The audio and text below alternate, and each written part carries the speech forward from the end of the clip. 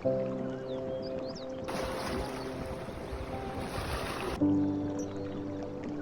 si VR, 14 na taong gulang. Sa murang edad, kinahihiligan kong sumayaw at maglaro ng habul-habulan.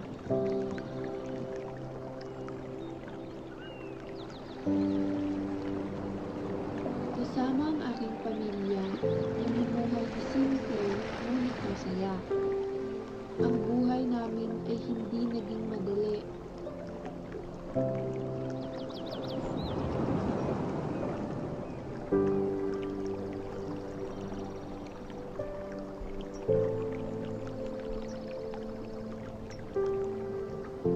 Tinutulungan namin ang aming itay sa pagpapakot ng mga batong ginagamit sa konstruksyon at paggawa ng bahay. Ito ang aming hanap buhay na nagbibigay ng pangangailangan namin sa araw-araw at naging inspirasyon upang abutin ang pangarap na makapagtapos ng pag-aaral at makatulong sa pamilya.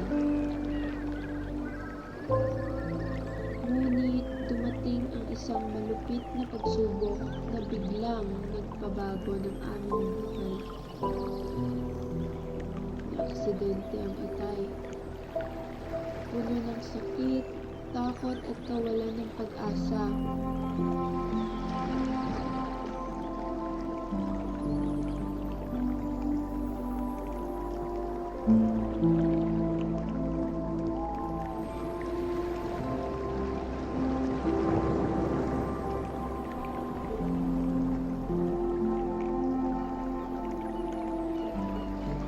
Ngunit sa kabila ng lahat, kami ay naging matatag.